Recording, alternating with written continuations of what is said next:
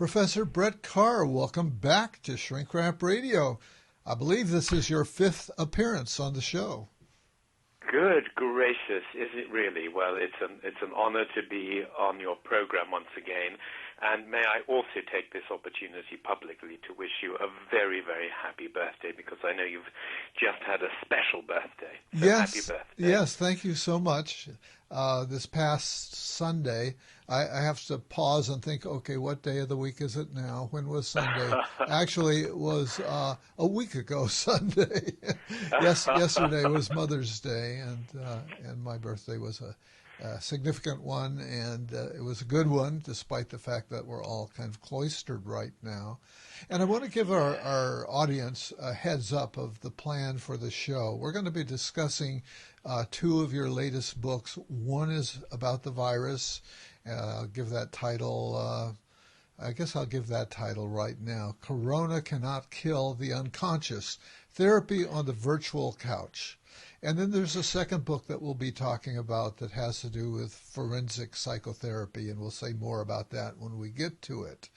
But we're going to be talking a lot about the impact of the coronavirus, the pandemic that we're in the midst of, and talking about it both from a personal point of view in terms of how it's impacting you there in London and the people around you, and then getting more into your book as well, where you've had a chance to really put some thought into all of this and its relationship to psychotherapy. So our most recent interview before this was in January of this year, and there was no pandemic at that time. There was no pandemic. Only yes. 4 months ago.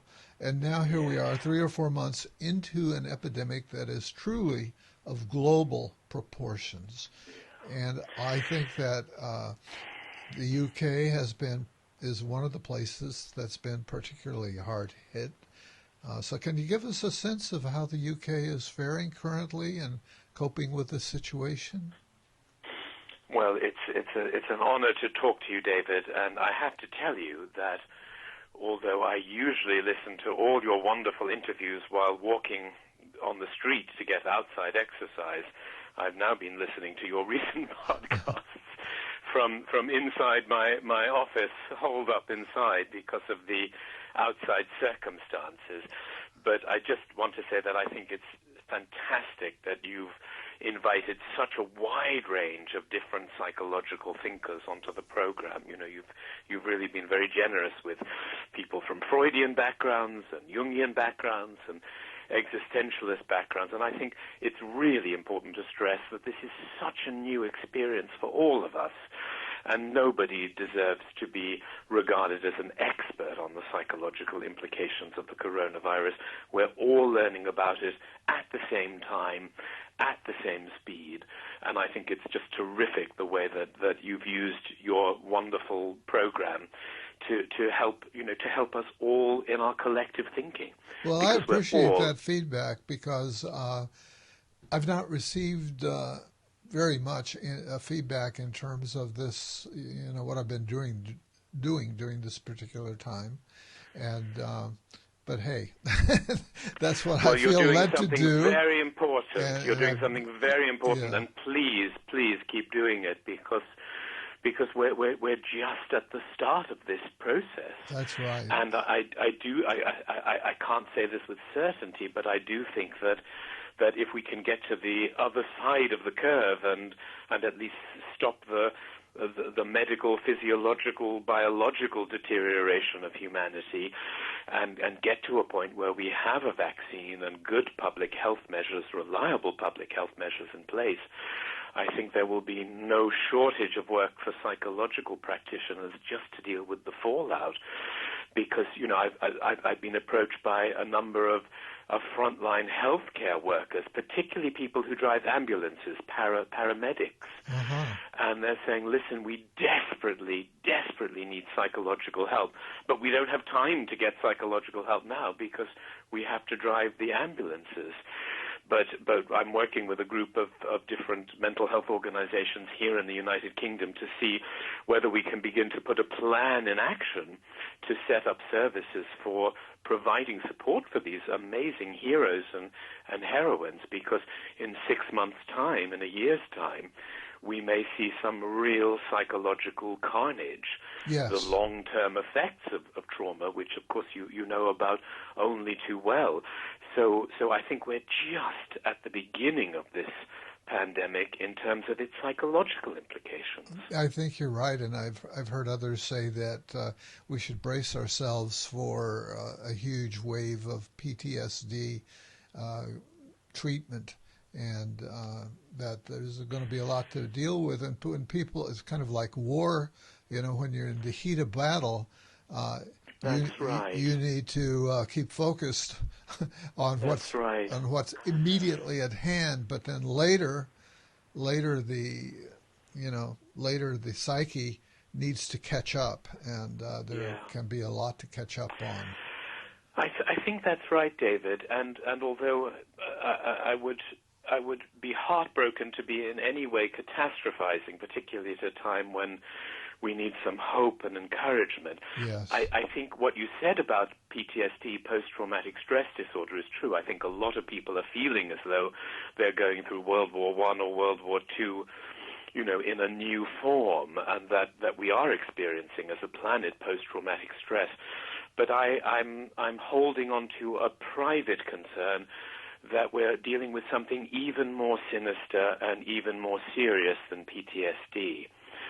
I think that, if you are a soldier in the Great War, for example, and, fighting on the battlefields of Belgium or France in 1916, 1917, yes, it's going to be hugely destructive to be in a trench and see your next-door neighbor being shot dead.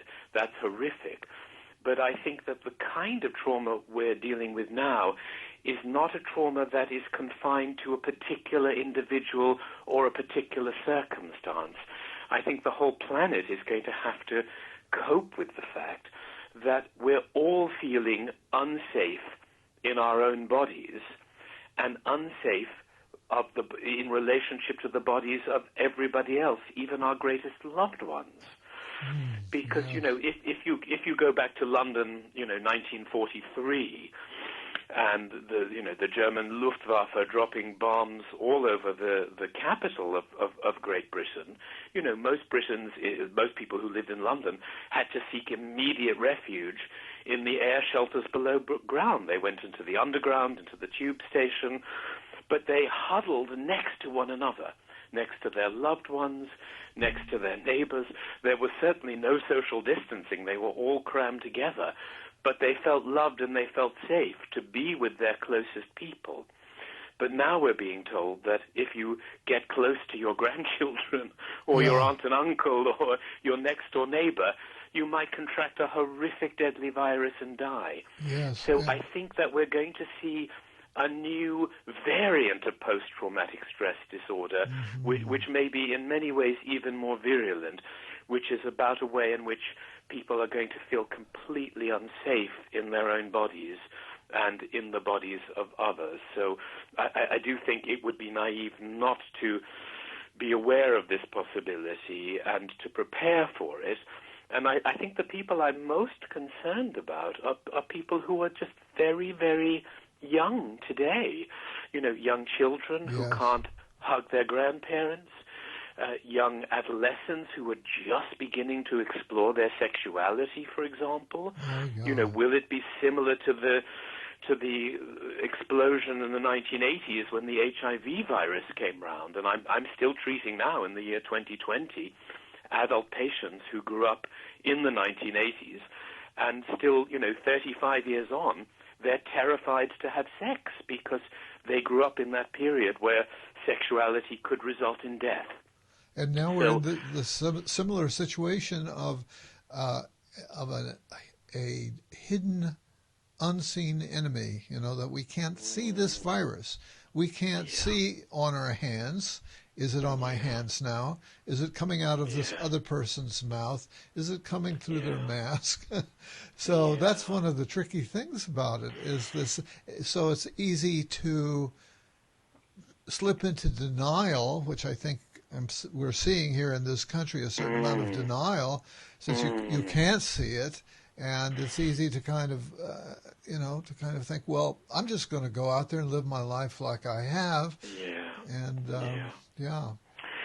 I think that's right. I think that the challenge that every human being may be struggling with is where to position himself or herself on that continuum between denial on the one hand and extreme paranoid anxiety on the other hand. Yes.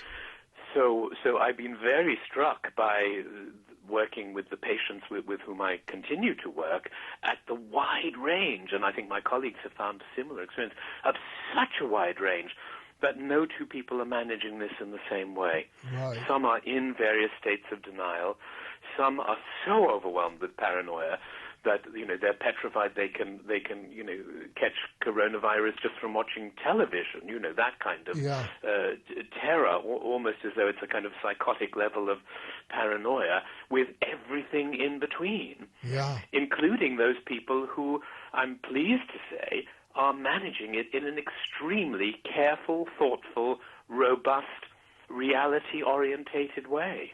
Yes, we're seeing kind of a dual phenomenon here, I think.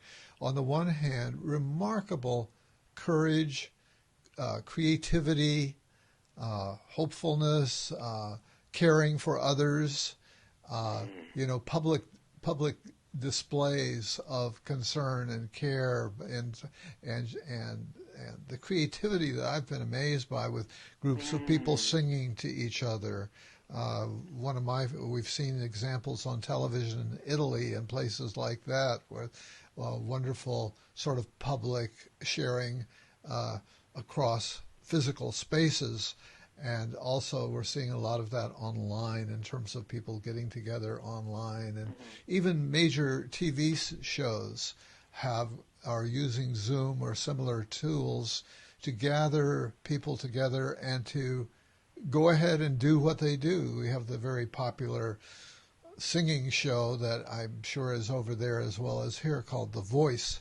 And we figured, my wife and I, we're going to see the whole season because it's in the quotes in the can already. Well, guess what? The can was only half full.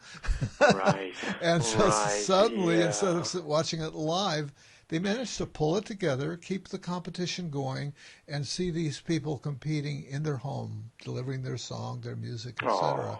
So that's just one example of a kind of creativity that is being called upon. That's quite wonderful. So we've got that on the one hand, and then on the other hand, it's happening here. But I'm curious if it's happening there, where initially a large segment, most people here were very cooperative with the idea coming from above that it would be important to quarantine in place and wear masks, get gloves, all of that. That is now the society is kind of being split between people who still hold to that, and mostly probably older people, but not exclusively, and then the people who in some cases are and this is most upsetting, are coming to demonstrations with rifles and guns and pistols and so on, asserting the right to be free. So I think there's some political manipulation, unfortunately, behind that. So that's so distressing. So that's what we have going on here, is a two-pronged expression of human nature, if you will. Well, I think we're seeing exactly the same wide range here in the United Kingdom. I can speak only for my own immediate experiences. I can talk about the experiences of people that I have the privilege of working with psychotherapeutically, my colleagues and people that I know in other contexts. But I think we're seeing exactly that same kind of range, from extreme mental health, where people are being, very sturdy, very creative, very collaborative, very caring towards one another. Rarely a day goes by where I don't, well up with tears, being so touched by these stories of tremendous kindness that I hear about and that we see on the news, and all of that, people delivering food parcels to the elderly and all of that. It's just wonderful. But I think a lot of people are feeling very, very threatened and very castrated. And we had an episode here in the United Kingdom about 4 weeks ago when a man went up on top of a rooftop, and he took out a huge rifle and he started firing. Oh my goodness! Now, we don't have here the gun culture that you have in the United States of America, and it's much harder to get a gun in the United Kingdom. Good for you. But yes, good for us. Yeah. But as soon as he started firing, a woman nearby rang the police, and within microseconds they appeared, and they got him down off the roof and arrested him, and so on and so on. And guess what they discovered? They discovered that the gun that he was firing was a plastic toy gun. Oh my goodness. Not a real gun. So, thank goodness, if you're going to fire a gun, please let it be a plastic toy gun. Yeah. But I think in many ways, a lot of people, a lot of men are feeling very impotent, very castrated. Mm-hmm. So if you think about this from a symbolic Freudian point of view, what better way to feel phallically empowered than by taking out this long thing called a rifle and making other people feel impotent and castrated? It's a real experience of projecting your own feelings of helplessness onto somebody else. Yes, interesting. And of course here we've got people. I saw a picture on the news yesterday where it looked like the gun was so large, it looked like maybe some kind of huge heavy-duty machine gun that had been removed from its mount. And, people have military-grade killing machines here, and they now taking them out in public to kind of flaunt the idea of, I'm going to be free, I can do whatever I want with my with my big He-Man appendage. I think the big psychological challenge for us all is for all of us to feel that we can say what we're really feeling, Yes. Because I think when we can't use our voice as a kind of phallic form of expression to say, my opinions matter, my voice matters, my thoughts matter, then I think people do feel very impotent, very castrated, very helpless, very useless. So I think the psychological profession has an important role to play in terms of encouraging people to use mental health services and encouraging people to use loved ones and friends and colleagues to whom they have access, so that we can put our most terrifying feelings into words, because every single one of us is feeling them. And this is a very unusual moment for the World Mental Health community, because, usually we end up working with patients who have very different problems to our own. Yes. I'm not an alcoholic, and I can treat an alcoholic in a reasonably straightforward way. But every single mental health professional is also enduring the terrors of the coronavirus pandemic, just as all our patients is. So this is going to be, I think, a rather unique moment in world mental health history as well. Yes. Now, I'm interested in what you're dealing with on a personal level. You mentioned that you are staying indoors and doing your best to do that. Have you suffered any losses has anyone that you know personally died yet? I regret to say, David, that I know about 20 people thus far. Goodness. Today we're in May 2020, and I know, sadly, colleagues and relatives of people that I work with who have passed away, which is heartbreaking. Oh, yes. It must be said, I live in the center of London. I work in the center of London, so I'm not in a faraway corner of the country. Right. So I am right in the epicenter of the pandemic, and I think for me one of the challenges that's been most heartbreaking and most painful is that through my window, certainly at the very, very peak in late March and early April of 2020, an ambulance would drive by literally every 5 minutes. Oh, my goodness. And a medical helicopter, a medicopter, would fly overhead literally every 5 minutes. Oh, my goodness.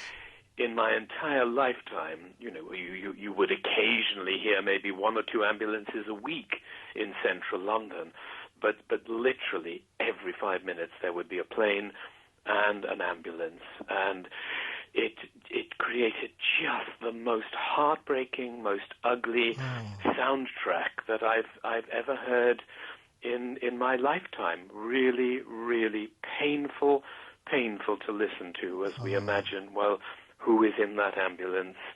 Where are that person's family members? Who's in that helicopter? What is going to happen to them? It's truly heartbreaking. Yeah. I'm very, very pleased to say that I've not lost any patients. My patients, thankfully, are shielding themselves intelligently, and thank goodness they're all still alive. But sadly, quite a number of the people with whom I work and a number of elderly colleagues in our community and our psychoanalytical community have unfortunately died. And I think one of the aspects that's most heartbreaking is I have a very talented former student who is currently in hospital on a ventilator and in a coma, and it's really, really deeply, deeply sad. So I'm saying this because I think a lot of people who are not in big cities are not always appreciating just how real and how ugly this pandemic is. It really is claiming people's lives and destroying not only their own lives, but the lives of their nearest and dearest. Well, I appreciate your sharing that with us, as much as I hate to hear it, and I felt it kind of welling up when you talked about 20 people. We are about 50 miles from San Francisco, so we've not been experiencing it that intensely directly. Right. And of course, it's a challenge both ways. It's a challenge for the people who are in the middle of it, for whom it's very, very real, and then it's a challenge for people who are not, to really appreciate just what other people who are in the middle of this are having to deal with. We do want to offer hope to people, and to emphasize the positive potential that may be here for growth and so on. And I'm just wondering, what are you able to draw upon in yourself and your history or whatever that pulls you through this moment? Well, it's a very, very good question. I think that what I'm finding in myself, in my loved ones, in the patients that I work with, is that people who have already developed a sense of mental robustness, people who are reasonably sane, reasonably mentally healthy, if not very mentally healthy, people who have already been through psychotherapy or have had many years in psychotherapy or are well psychoanalyzed, I think for the most part I'm finding that people who are already at the higher end of the mental health spectrum have remained in the higher end of the mental health spectrum. This group of people has a tremendous capacity for what we call reality testing, where you're not in a state of denial, you're not in a state of catastrophization, you're just able to engage with the ugliness in a much more straightforward way, and you're also able to hold on to a sense of hope. Yes. I don't know, David, in your travels, if you ever met in person the genius of psychoanalysis, Erik Erikson. No, I never did. I had the privilege of meeting him back in 1986, and I was totally entranced by the great Professor Erikson, obviously one of Freud's disciples and one of Anna Freud's patients, and just a great thinker.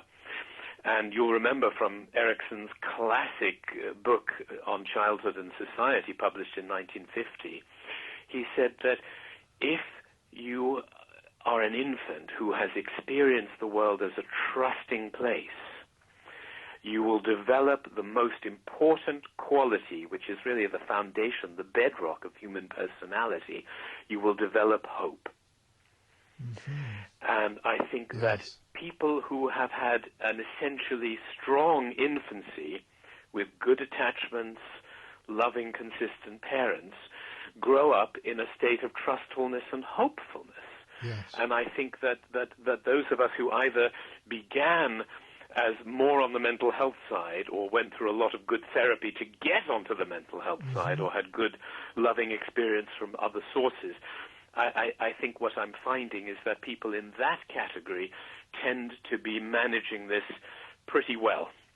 It's interesting. I'm looking at the title of the book that we're going to be talking about here, and I see your strength in that title. It's Corona Cannot Kill the Unconscious. And I'm picturing Winston Churchill, because I've been reading Erik Larson's book. I've just finished Erik Larson's book about Churchill in the First World War. Excellent. And his courage and strength and pulling the population together. And so I see you as a kind of Churchillian figure with your fists raised in the air. Corona cannot kill the unconscious. Well, it's very interesting, that wonderful film starring Gary Oldman. Did you see it, about Winston Churchill? I think it's called The Darkest Hour. I probably did. I've seen a lot of films. Have another look. If you've, I think it came out about 3 or 4 years ago, and unfortunately, sure I never had a chance to see it in the cinema. But recently, through the joys of Netflix being in lockdown, I watched it, and I have to say I found it hugely inspiring, because Sir Winston Churchill really was, a remarkable man. He was a human being. He had his challenges. He had his shadow side, no doubt. But my goodness, he did have a capacity to really bring a group of people together in a very inspiring way, and he did have hope, and he didn't let the ball drop. So I think we could do far worse than be watching films about or reading biographies about Sir Winston Churchill at the present time. I think that's probably one secret ingredient that we should make clear here, is that biographies of people who've come through difficult times, difficult lives, etc., can be one source of building one's inner resources. No, I think we're allowed to turn to as many different sources of inspiration as we possibly can. Yeah. And just as a sideline, you won't be surprised to hear at all, David, that I've been reading and rereading my dear friend, my theoretical friend Sigmund Freud, who just never fails to enrich me, and he never disappoints. Yeah. And Freud was a great model of inspiration for survival, because he managed a lifetime of anti-Semitism. Yes. He managed huge hatred and opposition when he introduced psychoanalysis, because all his colleagues thought he was insane to think that talking might be curative, when they were all looking to operate on people's brains and give them electrical shocks and so forth. Yeah. So Freud had to deal with a lot of professional hatred in his lifetime. He survived World War I. He survived having all of his sons enlisted in the military, and his eldest son, Martin, disappeared literally for months. He was in an Italian prison, taken prisoner, and Freud did not know whether his son was alive or dead. Shortly after the war, his middle daughter, Sophie, died from miliary tuberculosis. And then, he had to deal with Adolf Hitler and 13 years of operations for cancer of his jaw. So Freud had every reason to drop dead much sooner than he did, but he lived a very, very long lifetime. And I think his robustness is a very, very good model of inspiration for those of us who work in the psychological field and for those who don't, you know? Yeah, good point. And one of the things that I really value about you and your work is you're a remarkable historian. And you go back and carefully review the history, and you bring it forward to us in your books and your writing in a way that brings it to life, because there's a human tendency, or at least a cultural tendency, to let the history go. You know, that was a long time ago. It has no relevance now, etc. And yet, when one's exposed to the history, you realize that those people are much like we are now. They struggled with the same kinds of issues that we struggle with now, and you bring and they're extremely bright. I always had to work against a tendency, I think, in myself, as to think that, the people who lived a long time ago, they must have been dumb.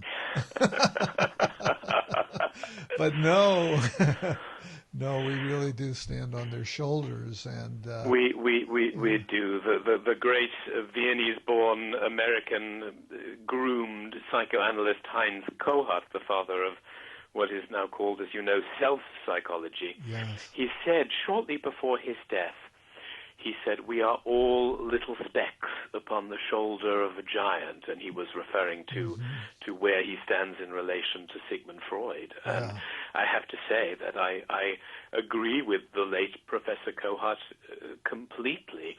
I do think that, although many of my colleagues would disagree, because, you know, we now live in an era where there are literally thousands of forms of psychotherapy, I would be the first to say that 99.7% of what I do on a daily basis in the consulting room is already there in the writings of Sigmund Freud. Yeah.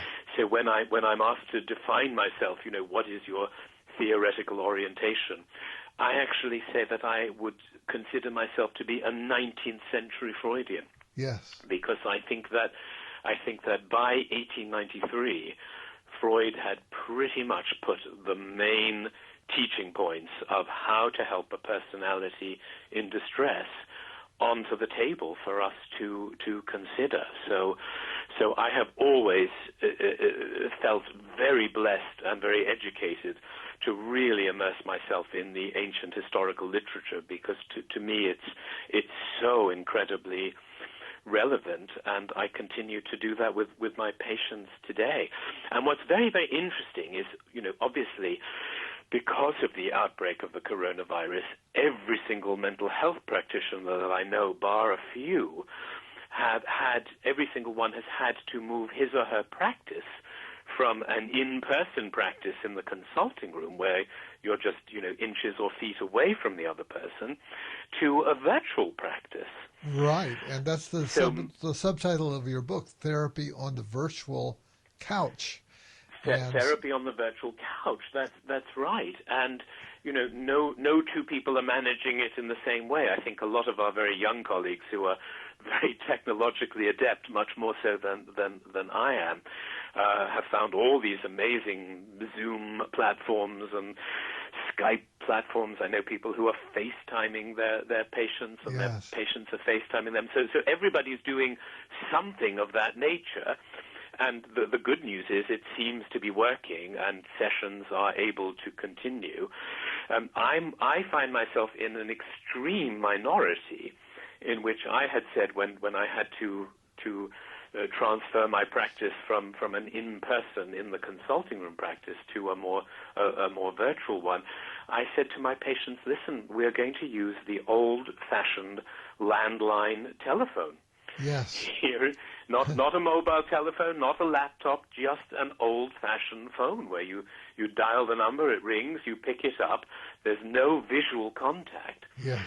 But I actually have found it to be extremely effective. It allows me to listen without having the visual distraction of the laptop and the computer screen and all of that. Because I work as a Freudian, a lot of my patients are already on the couch, so we don't have that visual contact. I'm sitting in a chair behind them, they're lying on the couch free associating and often putting into words their deepest, most frightening secrets. So I felt that in many ways using an ordinary telephone would be the most similar to the structure that I have already in my consulting room. Fascinating. And I just find that listening carefully, which is what I'm doing with you right now on the telephone. Yeah. We listen. We're each on the telephone. We can't see each other at the moment, but we're both listening carefully to one another. This is what I do with my patients on a daily, hourly basis, and I'm pleased to say that the work has been continuing. And I'd even go so far as to say that at times I feel I may be listening even more acutely because you're really listening with this laser-like intensity. So the good news is whether one is a more modern person using Zoom and Skype or whether one is a more old-fashioned person like me using the landline telephone, psychotherapeutic work, psychological healing is continuing to carry on worldwide. So I'm just very, very pleased that people who want psychological help and need psychological help are able to get it. I think where we do need some more data, and I don't have any direct data or expertise about this at the moment, is what will it be like for people who have never been in therapy before to have to enter therapy at this particular time, never having met their therapist in person. I guess I'm in a more privileged position being an old-timer who's done this for many decades, in that all the patients that I'm working with are all old patients whom I know very well and who know me very well. So the transfer from in-person work to telephone work has been very manageable. It hasn't felt unusual at all. But what would it be like for a new patient, a new client, to say, you know something, I've heard about this process called therapy, but I've never done it, but I can't go and meet a therapist in person. I've got to do it online.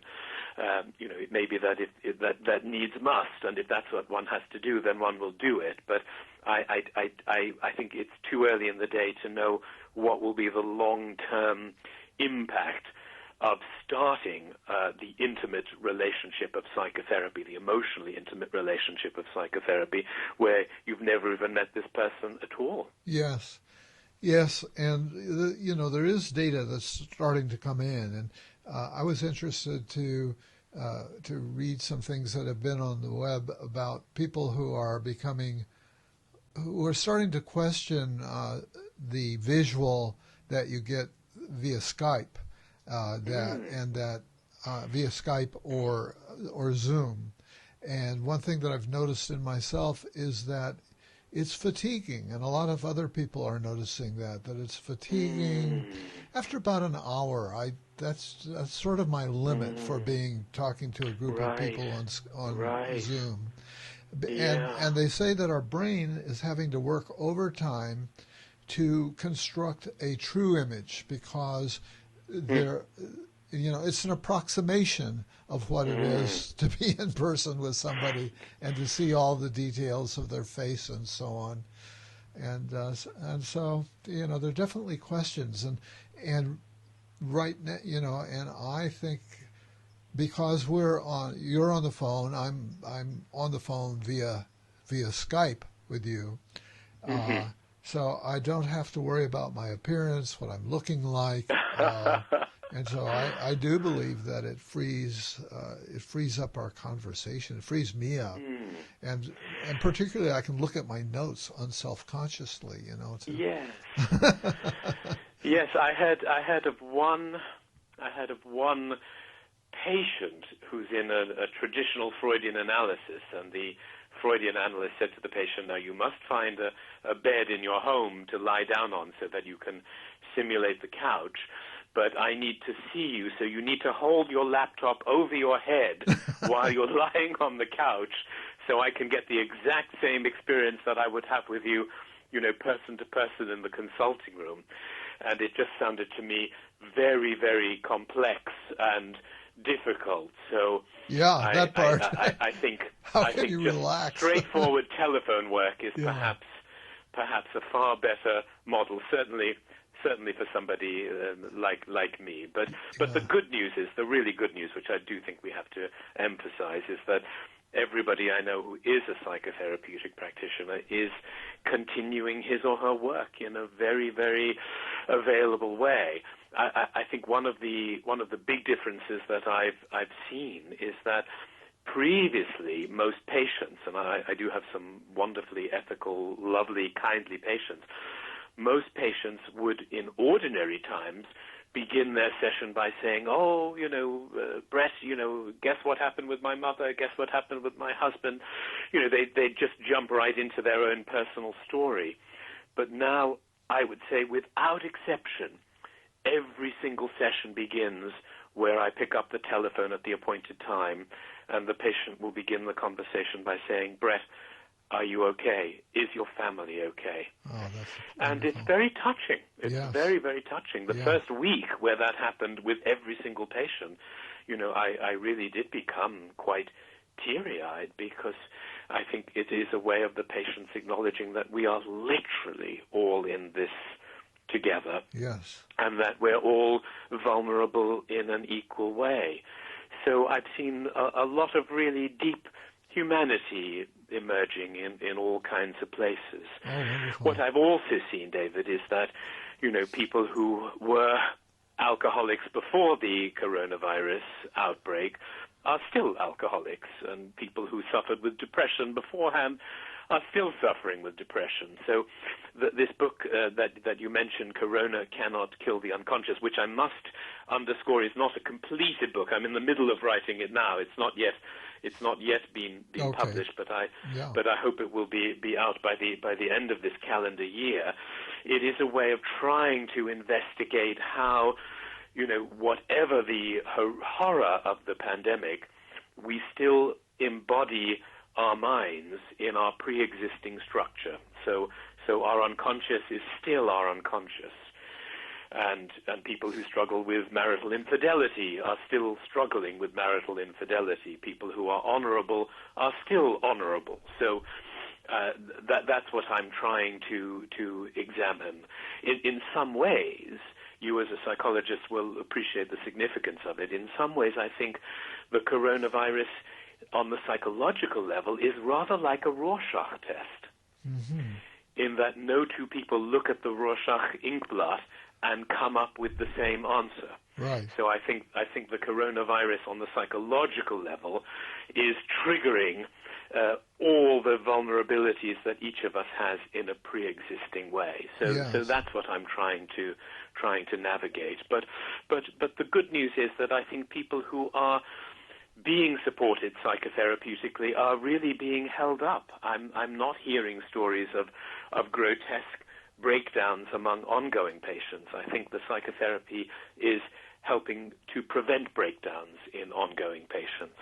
I think where our services will really be needed is in X number of months' time, X number of years' time, when we're going to start to see as new patients the people who really are the frontline casualties of this, whether physicians or nurses or healthcare workers or care workers, on the front line, or people who've been really grossly bereaved, not only because they've lost loved ones, but because their entire professional life has been destroyed, and we are having to cope with that. It's awful, people who are having to fire their entire workforce, for Yes. example, which is ghastly. They feel privately as though they've committed multiple murders.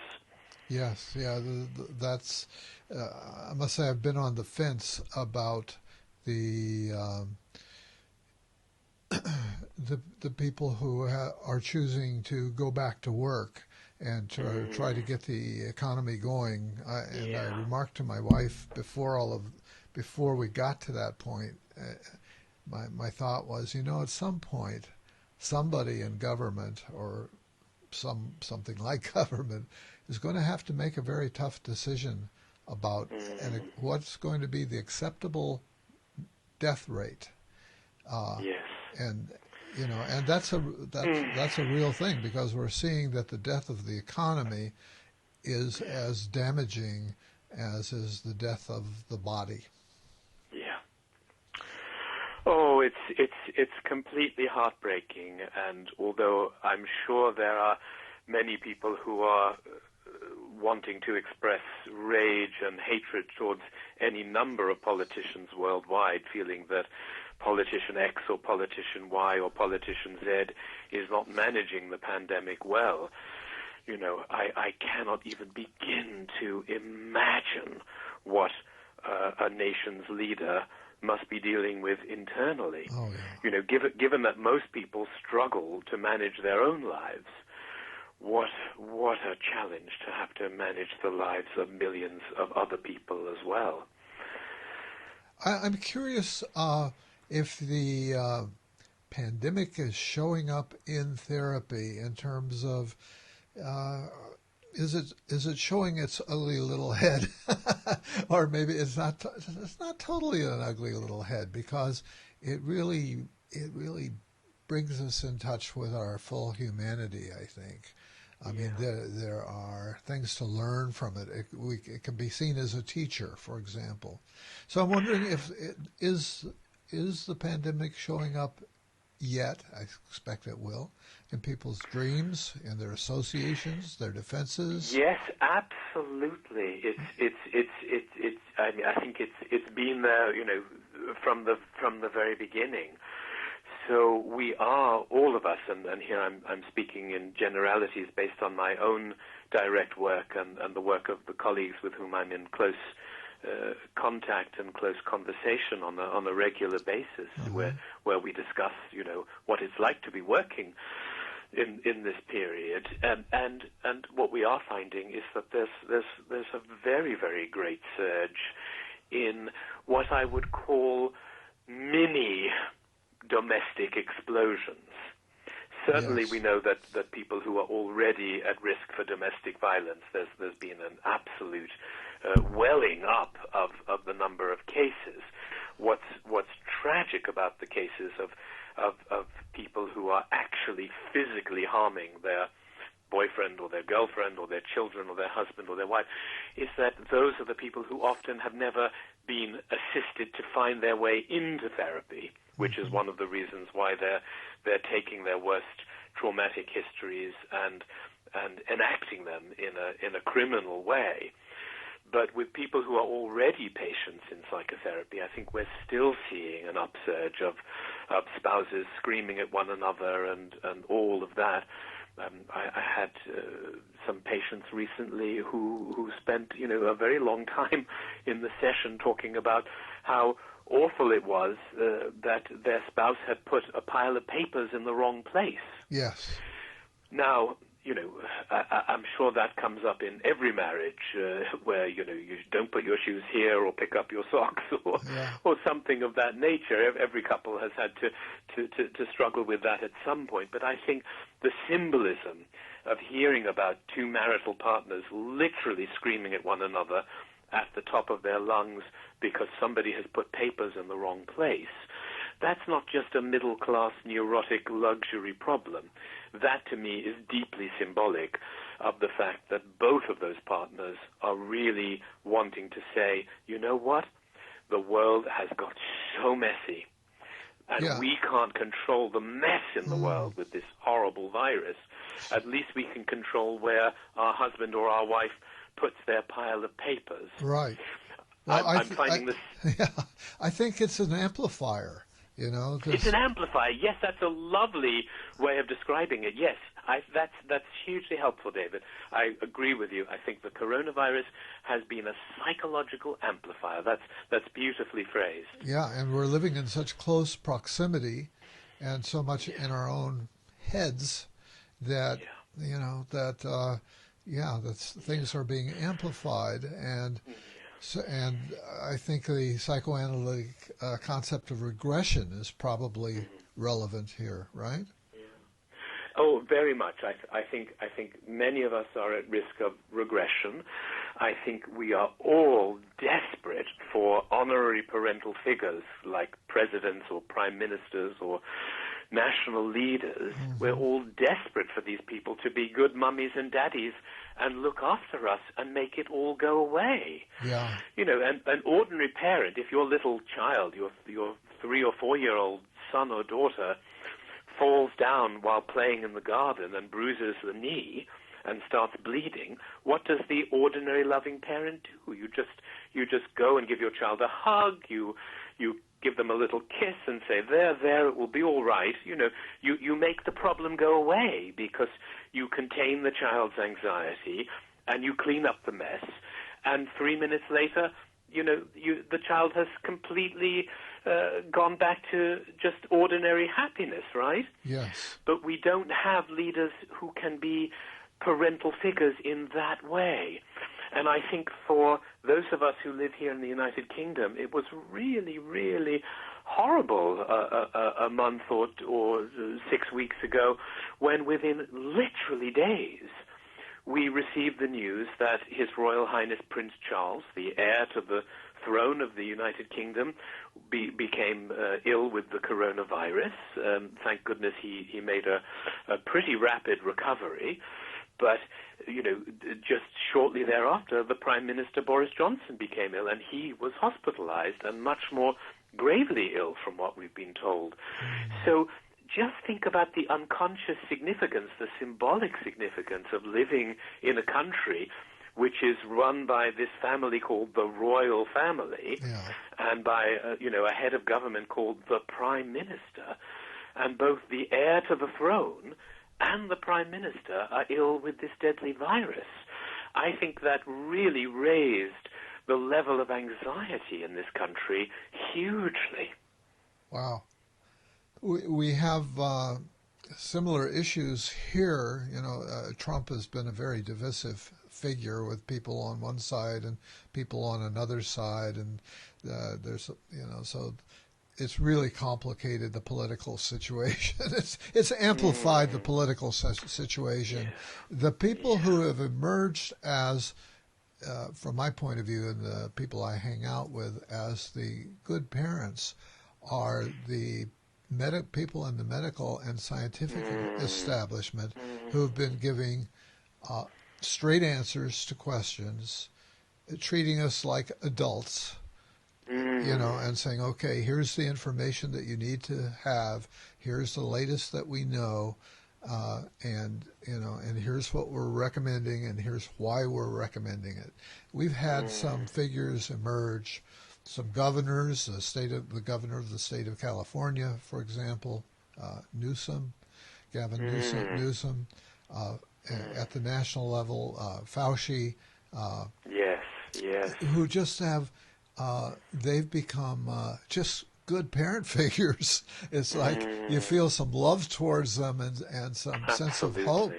Absolutely. Yeah.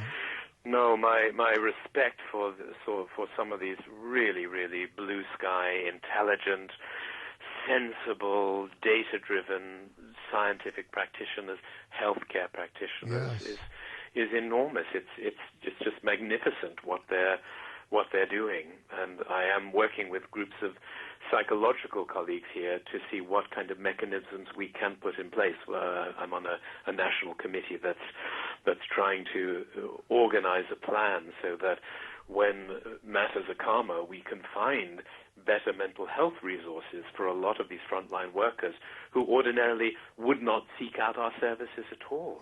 Well, good. I'm glad that they're open to and seeking out that kind of consultation. Yeah. And another way, a lot of my attention has been on because I've been in a lot of Zoom groups with friends. Initially I had an impulse to start a Zoom group for people who were feeling isolated, feeling like, okay, I can bring some hope and succor to these people. So I called on a retired psychologist, psychotherapist friend, and on a retired psychiatrist friend. And so we, as a threesome, we said, well, let's start doing this and see what happens. Well, what happened was we drew the people who responded to our publication that we were going to be doing this were people much like ourselves, and they're people who are in good psychological shape, and we had some interesting sessions. I chose to drop out of that group, and so did one of the other of our triumvirate. So I've been in some groups, kind of getting a sense of the temperature, if you will, and of social isolation and the impact of social isolation, of the regular kind of social isolation. And what I think I'm seeing is what I'm calling the social dysregulation of the brain, and that being a hermit is a very rare thing. As much as people complain about society and have problems with others, hardly anybody ever chooses to be a hermit. It's because, and the worst prison punishment is being in isolation, social isolation, and eventually people go crazy to one degree or another. So it's not that extreme. We're not. Well, for the person though who, see, I'm lucky. I've got a wife and I've got grandchildren in the area, and we've got Zoom, which helps. And you've created an international community with Shrink Wrap Radio. Oh, yes. I think what you've done with the podcast is you've really brought people together. Yeah, but also in terms of my own psychological health, I have something to do. I have something that gives meaning to my life. Yeah. Oh, we need to do something meaningful. Absolutely. Yeah. No. And I couldn't agree more. In our last conversation, I'd floated with you the idea that I had not floated publicly, that, well, maybe I could sell Shrink Wrap Radio, get somebody to take over this thing.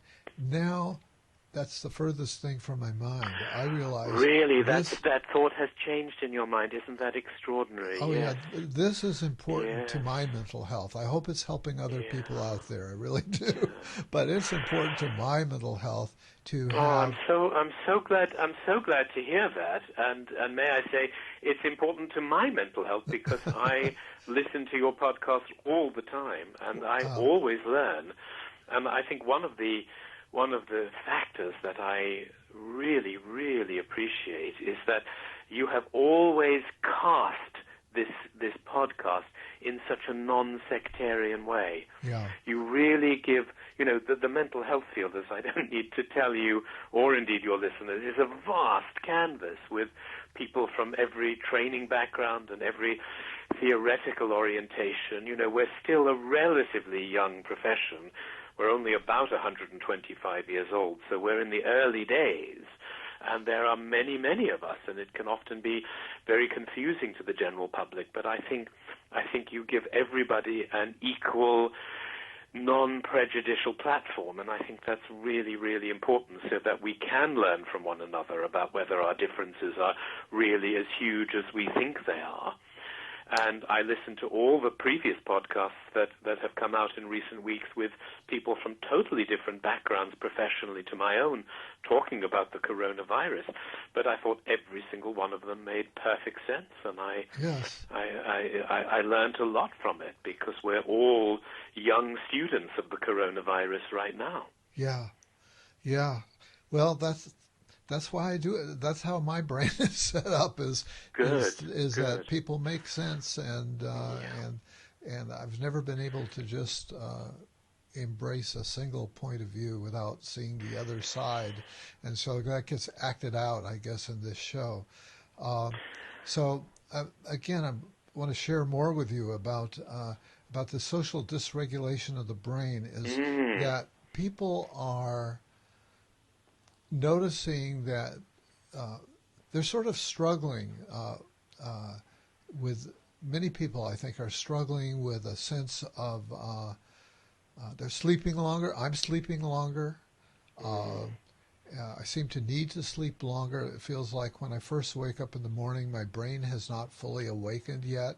So I have breakfast, and then when I go back to bed for another 40 minutes, and then after that sort of 40-minute refresher, I'm ready to go. I feel like, okay, it's me. I'm here. I can do this. People are talking about feeling like, our sense of time very much changed.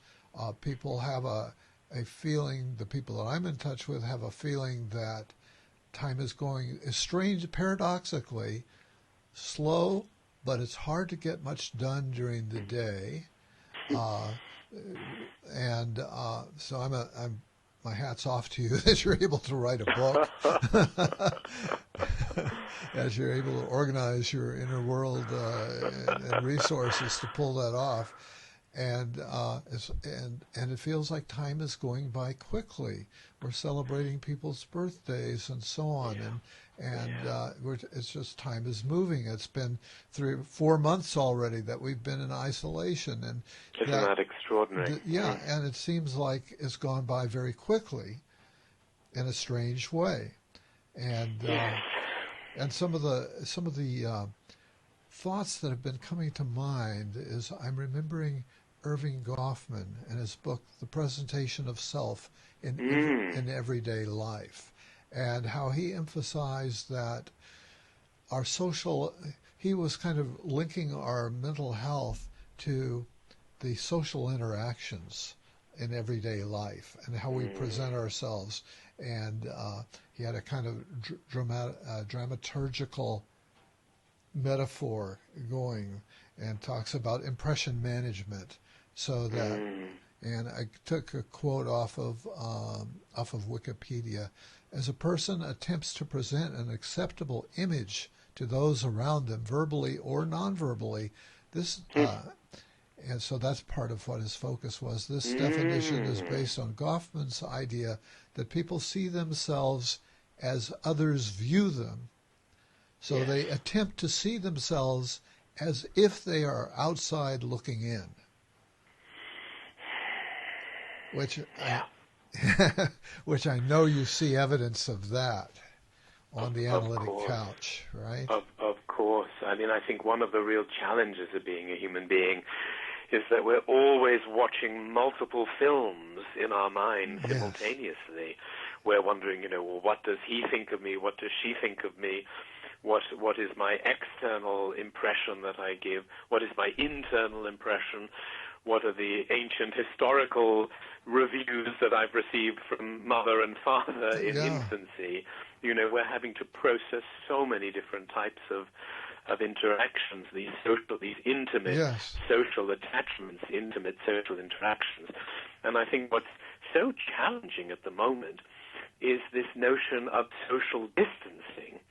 I wonder what you think about this, David. I was having a very interesting telephone call with one of my really, really very brilliant London colleagues here, a forensic psychiatrist called Dr. Kahr, who, by the way, is still working with patients face-to-face because she is the consultant at Broadmoor Hospital, which is our leading maximum security hospital in this country for very, very dangerous convicted serial killers. Okay. So these are not people that you can do phone sessions with. She has to go into the hospital fully covered in masks and gowns and so forth. So she really is doing amazing frontline work in that respect. But Kahr and I were having this conversation, and she said, it's a real mistake that we're referring to this process as social distancing, because what it actually is physical distancing. It's not social distancing. Yes. We need to be very socially intimate with as many people in our lives as possible at the moment, whether it's through phone conversations, Skype calls, calling out the window to your next door neighbor. We need to be as socially interconnected while managing the challenge of being physically distant. Yes. And I thought that was a potentially genius healthcare contribution. Why are we not calling it physical distancing? Yes, yes. There is a phrase that picks up on that, and I'm kind of blocking on it now. But yes, very much so. Because And if ever there was a time when we needed that social intimacy, that psychological intimacy, it's now. yeah, It's now. yeah. I think we're all cracked pots. I love that expression, a cracked pot. We call people a cracked pot. And if you think of it, a cracked pot, and under Yes. stress, Yes. and we're in a stressful situation, Yeah. and No, a stressful it is situation, the cracks begin in the cracked pot. Mm-hmm. They become unglued a bit, and Yes. and so I think our social interactions are one of the things that help us to maintain a psychological equilibrium. Eric Berne, another guy from some time back, Yes. wrote a book called The Games People Play. Oh, a And, classic. yeah, and that was a big piece of his contribution, was that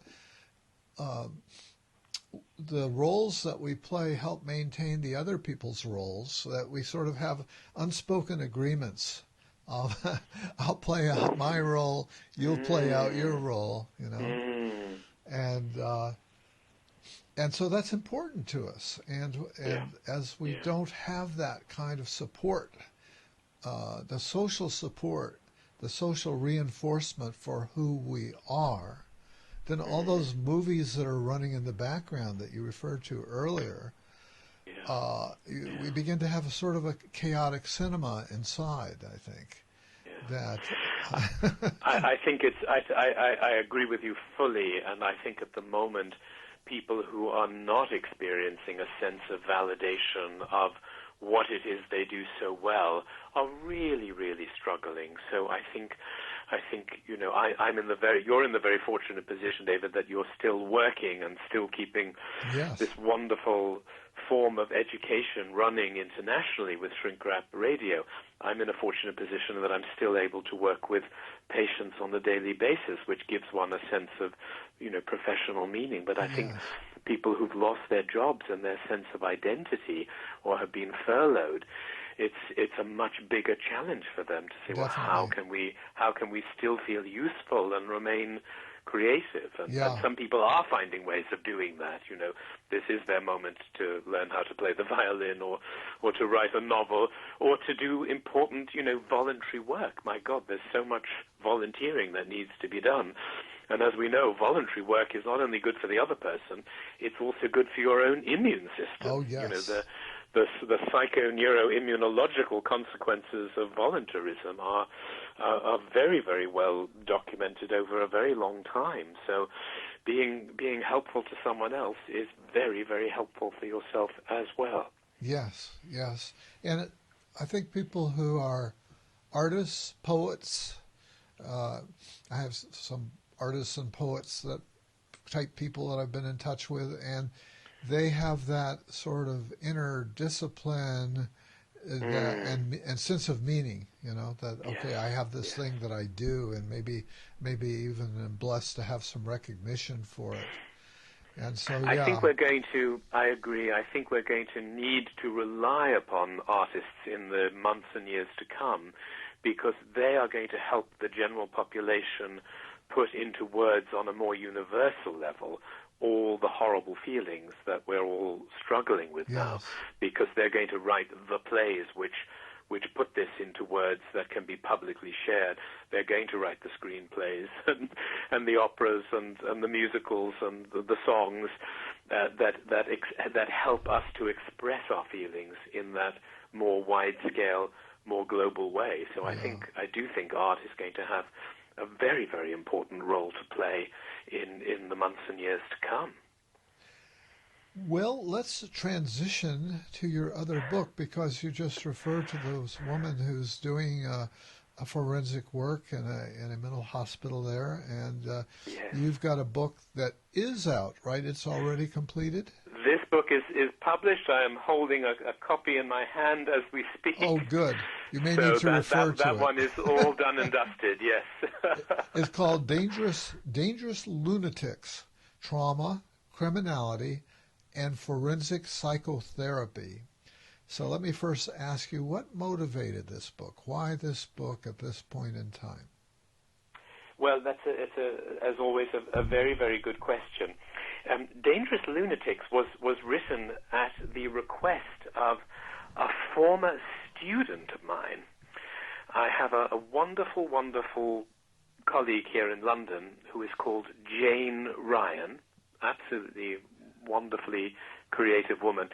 She was my student almost 30 years ago, if you can believe that, David.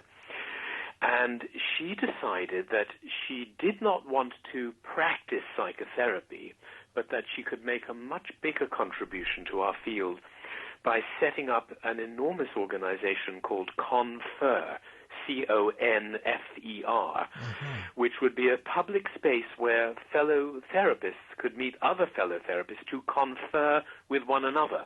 Wonderful. So she's created our biggest continuing professional development organization. Wow. And it's I feel very proud as her one-time teacher to see what she's done. And just this year, just a few months ago, Confer launched its first publishing arm called Confer Books. Okay. And Confer Books has just published its first 6 titles, and Jane Ryan, the director, along with a very, very brilliant American child psychiatrist, Dr. Stephen Setterberg, who's her collaborator on this project, they set up Confer Books as publisher and director, and they're doing just a wonderful job and have put together this great team of professional publishing experts. And Jane very kindly asked me to write one of the books for the first tranche of titles that's just come out. So she has had a long-standing interest in the field of forensic mental health, working with patients who are literally physically dangerous, murderers, pedophiles, rapists, arsonists. That is the territory, the bread and butter of forensic mental health. And as a young man, I worked quite a lot in the forensic field.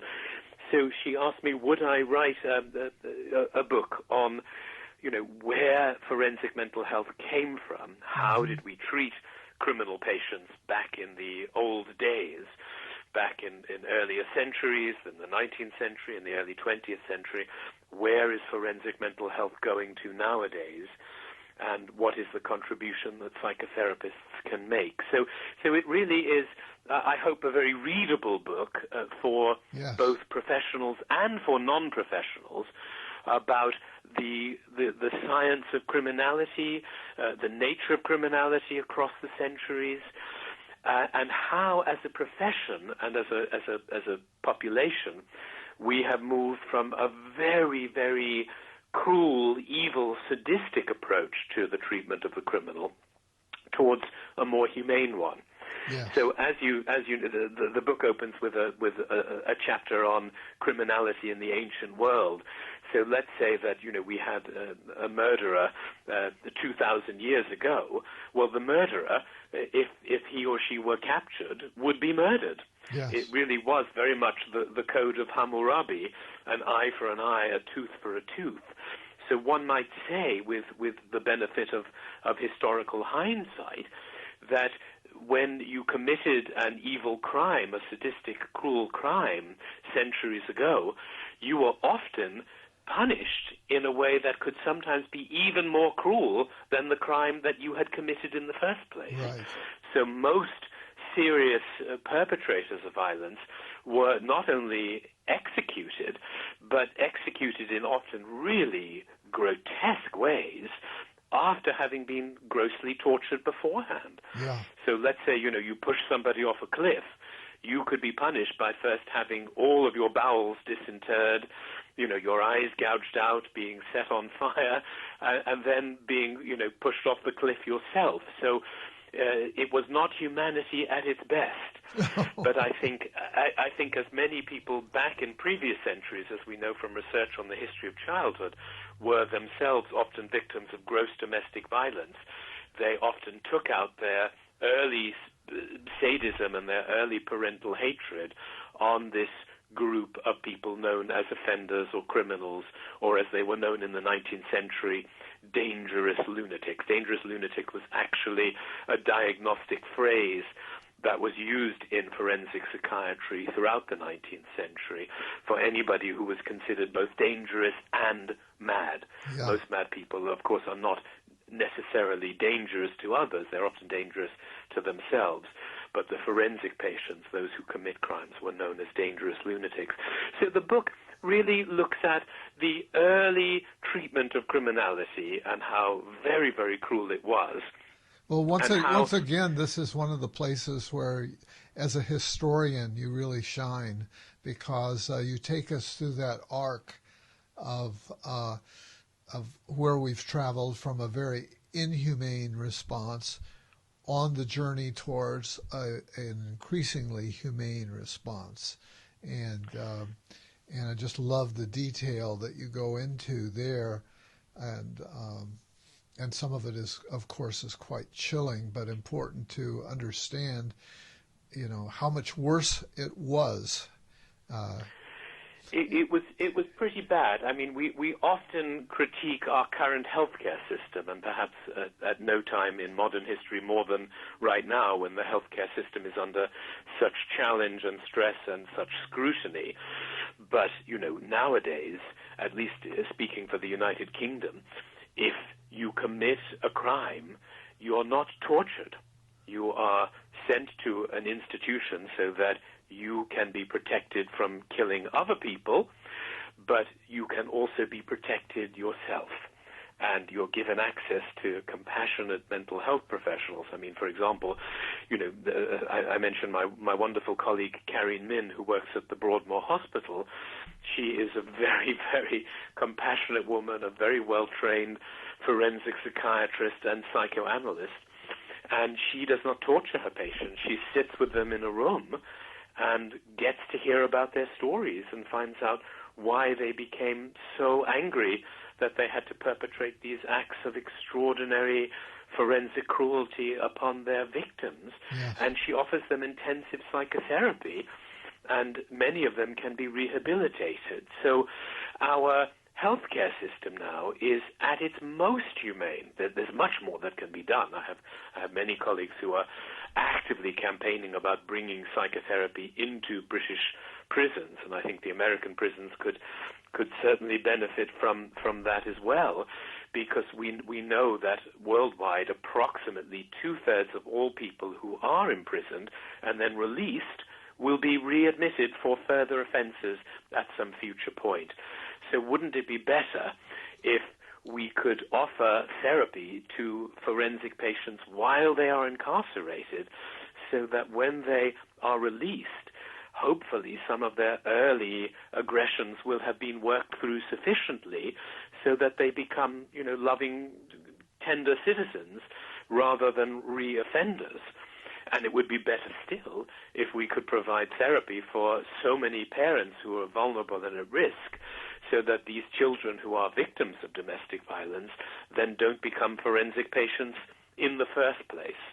So this book is really a big canvas about how criminals were treated back then, where we could move to with compassionate mental health treatment, and how such, golden figures like our friend Sigmund Freud really helped to introduce psychological thinking into the field of criminality. Yeah. Now you mentioned that it's a big canvas, but and I don't have a physical copy of the book.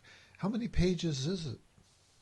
Oh, it's a relatively short book, so Right. you can read it in one sitting. It's about 30,000 words, and I have a copy right here. The text takes us up to page 151 pages. It's a nice small pocket book, really designed to be read in one or two sittings. 30,000 words is not a lot of words. Most of our clinical textbooks, as you know, are about 80,000 or 100,000 words. So it is a smaller book in that respect. Yeah. But we wanted it to be as accessible as possible, not only to people in our psychological field, but to people with a broader interest in psychology and a broader interest in criminology. Yeah. So that was very, very much the thinking behind the book. And so that's a good trick, to, as you say, paint a broad canvas. but to do it with such economy and as always with your books, in such a very readable way. Now, not surprisingly, as a very dedicated psychoanalyst, very loyal to Freud, you paint him as a really pivotal figure in the transition as we go over the top of the arc from very low down, rising up. Or maybe it's not an arc, maybe it's a straight line, I don't know. But a pivotal figure in moving us towards a humane approach. So I'll let you wax on that. Well, I will wax in a very concise way. Obviously, I think we've talked about this in some of our previous online conversations, haven't we, David, about the very complex range of reactions that Sigmund Freud evokes. Yeah. Many of us find Freud, our key source of inspiration, and other people have a much more suspicious view. I think 30 years ago, 50 years ago, 100 years ago, Freud was far more provocative to people because you either were a Freudian or you weren't a Freudian. So there was much more of almost a political dispute about, which political party do you belong to. Yes. And I think nowadays most mental health professionals coming through just say, well, he was a key figure, but we've moved on from there, whether it's to cognitive behavioral therapy or hypnotherapy or body therapy or what have you. But for me, when you look at our mental health field in historical context, for me, Sigmund Freud stands out as the person who did more than anybody else to encapsulate a far more kindly, humane approach to the treatment of people in distress. Because as we discussed in our previous interviews, when Freud began practicing mental health work, originally as a physician and a neurologist, before really developing psychotherapy and psychoanalysis, most of the psychiatric practitioners in late 19th century Europe and also in late 19th century America committed acts of what we would now regard as criminality upon their patients. Even as late as the 1890s, which isn't that long ago historically, women diagnosed as suffering from hysterical neuroses would be subjected to hysterectomies, ovariectomies. They'd have their ovaries surgically removed, and I regret to say this, it's ugly and will be shocking for listeners, but they were also subjected to clitoridectomies. They had their genitals surgically excised, and this was considered standard medical practice in the late 19th century for the treatment of hysteria in some of the Western world's most, medically sophisticated countries. Freud was appalled by this kind of pseudo-biological intervention and really a form of sadism. If a physician did that nowadays, he or she would be put in prison for life and stripped of his or her medical license. So Freud said, we're going to do something different, folks. We're going to ask you to take off your shoes, lie down on a couch, chill out, and just tell us what is on your mind. He was the first physician who did not touch his patients' bodies. Huh. Apart from a handshake at the beginning of the session, Freud said, your body is going to be safe in my presence. There's no sexual cruelty, no sexual surgery, and there's no coronavirus in the consulting room. Just lie down on this comfortable, carpet-covered couch and tell me what you're thinking about. Tell me your dreams. Tell me your fears. Tell me your thoughts. Tell me your fantasies. And I think that young professionals coming through the ranks today, David, don't fully appreciate what an historical paradigm shift that was in the late 19th century, early 20th century, to introduce curiosity in your patient's life, compassion towards your patient's story, not interrupting your patient, and not controlling your patient's life. So for me, Freud epitomizes humanity. Okay, yeah. Well put. Now, When I think of, just for my own curiosity, whenever I hear about forensics, there's a branch of psychology that people appear as expert witnesses. And so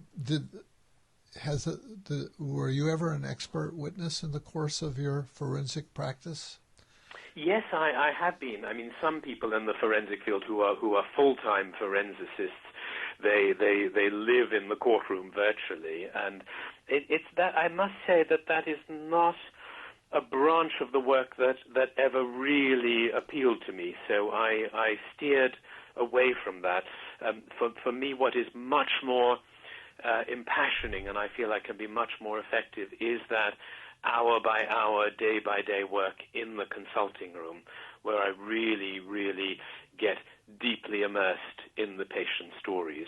Oh, yes. I think there are many, many gifted forensic psychiatrists and forensic psychologists who do a lot of courtroom work, but although it's a very intense period where you have to make a diagnostic assessment, you are essentially assessing risk rather than providing ongoing treatment. So although I have massive admiration for colleagues who do courtroom work really as their bread and butter, that is not something that really appealed to me. I like starting with the patient, seeing them often several times a week if I can, or at least minimum of once a week, and really pursue the work over an extended period of time so that we can get to the bottom of what made them a forensic patient or indeed a non-forensic patient in the first place. Well, Brett, I think maybe we've done it here. Our friend Mahiyar in Iran, who's a passionate fan of both of us, stressed to me that because you've got two books out there and the importance of them, that this interview should go on for an hour and a half. And we've hit the mark. And for you started at 7 o'clock in the evening. For me, it's 11. So for you now, it must be about 8:30. I don't know what time you go to bed, but it's probably time for you to start thinking about winding down, and for me to think about having some lunch and reflecting on this wonderful opportunity to have you in my life. I mean, this is not just an interview. You've been so you've helped cement my sense of self so effectively that you're an important friend across the waters, and so it's always a privilege for me to have this, to spend this time David, with you. That's so kind of you to say so. I feel very, very lucky to know you, and my admiration is huge for what you've done, and it's not surprising that the American Psychological Association has given you its special award, because you've taken what used to be a very hidden and very suspicion-engendering profession of mental health and psychology, and you've brought it to the public with Shrink Wrap Radio. I think it's a huge contribution. So thank you, and please continue doing it. I think especially in this awful time of the coronavirus, we need fora such as Shrink Wrap Radio more than ever. And isn't it extraordinary that you and I were introduced by our friend Mayad Al-Enagi, the brilliant young up-and-coming Freudian analyst in Tehran? It is. It is. And he's become a friend, and what an extraordinary thing that is, that the technology has enabled. So let us hope that the world comes more and more together, and that this coronavirus will be something that prompts us to get in touch with the best ways, best parts of ourselves, and the best ways that we can connect with one another. Absolutely. That's beautifully phrased. Bless you, David. Well, I look forward to speaking to you more. And if you bring out more books, we'll definitely be talking about them. Oh, Okay. So nice to talk to you, and wishing you and all your loved ones and all your listeners and their loved ones as much health and safety in this challenging period as possible. Thank you, Professor Brett Kahr. I look forward to talking to you more in the future and wish you a good night. Bye-bye.